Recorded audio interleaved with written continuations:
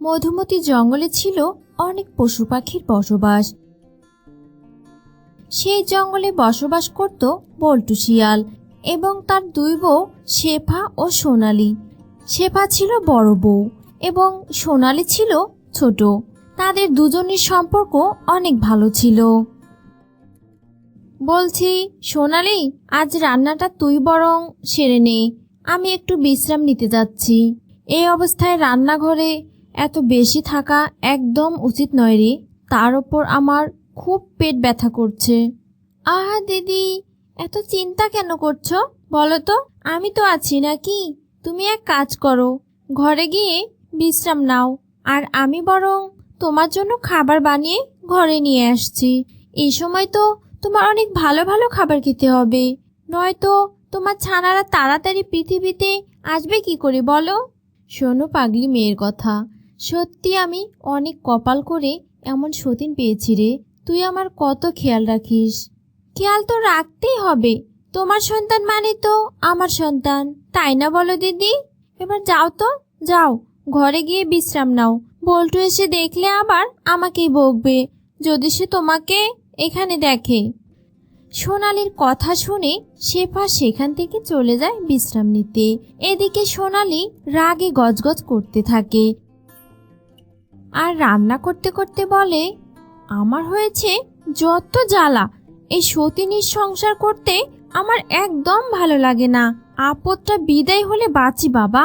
কদিন পর তো বড় বউয়ের ছানাপোনা হবে, তখন তো বল্টু আমার দিকে আর ফিরেও তাকাবে না।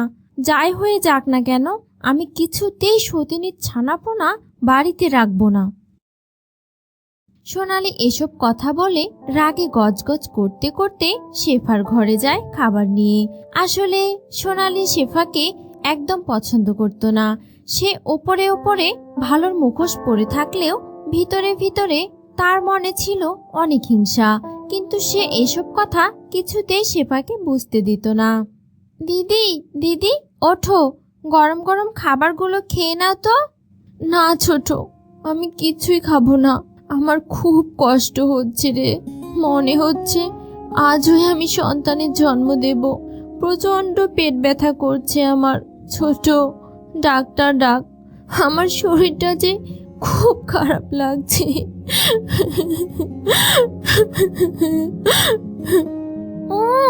ডাক্তার ডাকতে আমার বয়েই গেছে।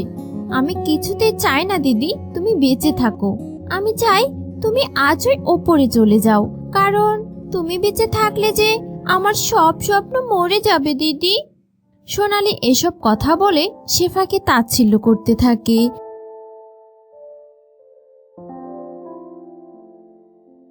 এদিকে শেফা ফুটফুটো দুটো কন্যা সন্তানের জন্ম দেয়।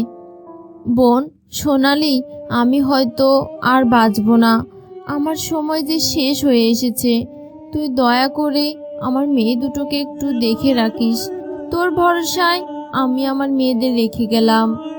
এসব কথা বলতে বলতে শেফা মারা যায়। এদিকে সোনালি তো মহা খুশি, কারণ তার পথের কাঁটা দূর হয়েছে বলে। আরে বাহ, আমার পথের কাঁটা তো দূর হয়েছে, কি যে আনন্দ হচ্ছে আমার। তবে পথের কাঁটা তো দূর হলো, কিন্তু এই আপদ দুটোকে আমি কি করব? বল্টু যদি এসে এদের দেখে তাহলে তো আমার কোনো ইচ্ছে পূরণ করতে পারবো না। এদের দুজনকে বরং বাড়ি থেকে তাড়াতাড়ি বের করে দিতে হবে। এসব কথা বলে সোনালি দুষ্টু বুদ্ধি আঁটতে থাকে যে কি করে কি করা যায়। অবশেষে সোনালি একটা বুদ্ধিও পেয়ে যায়। সে তার বুদ্ধিমতো দুটো হাঁড়ি নিয়ে আসে আর দুটো হাঁড়িতে দুই শিয়াল কন্যাকে রেখে নদীর জলে ভাসিয়ে দেয়। আর এইসব দূরের এক গাছের ডালে বসে থাকা যজ্ঞ কাক দেখে ফেলে। এরপর যজ্ঞ কাক সেই জলে ভাসা দুই কন্যাকে অনুসরণ করে উঠতে থাকে।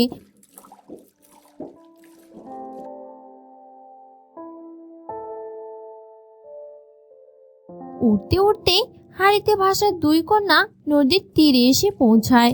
সেখানে একটা বৃদ্ধা ছিল। সে বৃদ্ধা শিয়ালিনী হাঁড়িতে ভাসা দুই কন্যাকে বাড়িতে নিয়ে যায়।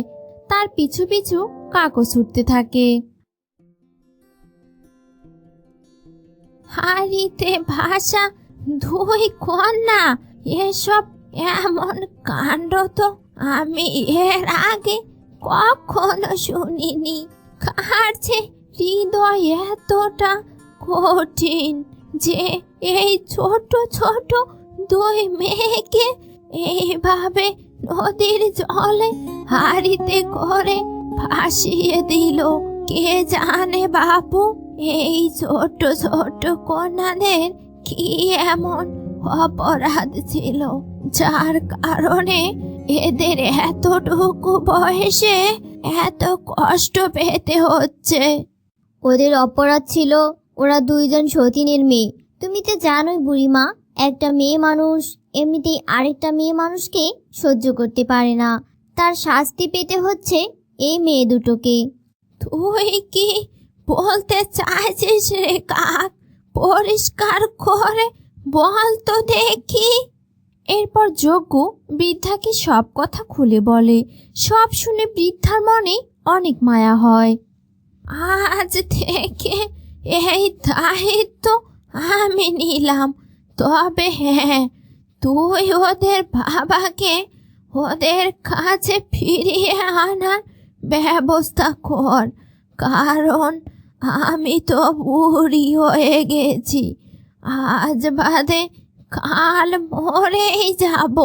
ওদের বাবার ভালোবাসা পেলে জীবনটা সুন্দর হয়ে যাবে। ঠিক বলেছ বুড়িমা, আমি এক্ষুনি যাচ্ছি। এরপর কাকটি চলে যায় বল্টুর বাড়িতে, আর গিয়ে দেখে সোনালি আর বল্টু জমিয়ে গল্প করছে। বলছি কি বল্টুদা, তুমি একটু বাইরে এসো তো, তোমার সাথে জরুরি কথা আছে।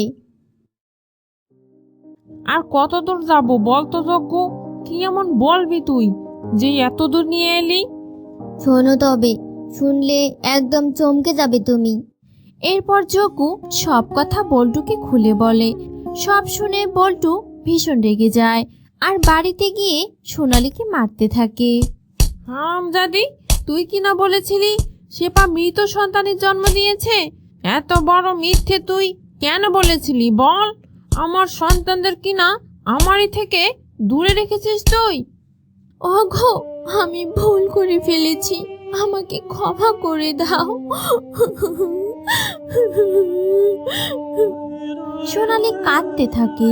এদিকে বল্টু তার কোনো কথা না শুনেই বাড়ি থেকে তাড়িয়ে দেয় আর যজ্ঞর সাথে পাশের জঙ্গলে চলে যায় সে বৃদ্ধার কাছে। এসেছ বাবা তুমি, এবার নাও তো, নাও তোমার মেয়েদের দায়িত্ব নাও। দুটো কন্যার বাবা তুমি, এর থেকে খুশির খবর আর কি বা হতে পারে? হারি কন্যারা, যা তোরা দুজন তোদের বাবার কাছে যা। আমি তোদেরকে তোদের অধিকার ফিরিয়ে দিয়েছি। এসব কথা বলে বৃদ্ধা দুই কন্যাকে বল্টুর হাতে তুলে দেয়। নিজের মেয়েদের ফিরে পেয়ে তো বল্টু ভীষণ খুশি হয়। এইভাবে হারি কন্যারা তাদের মাকে হারিয়ে অবশেষে বাবার স্নেহ পায়।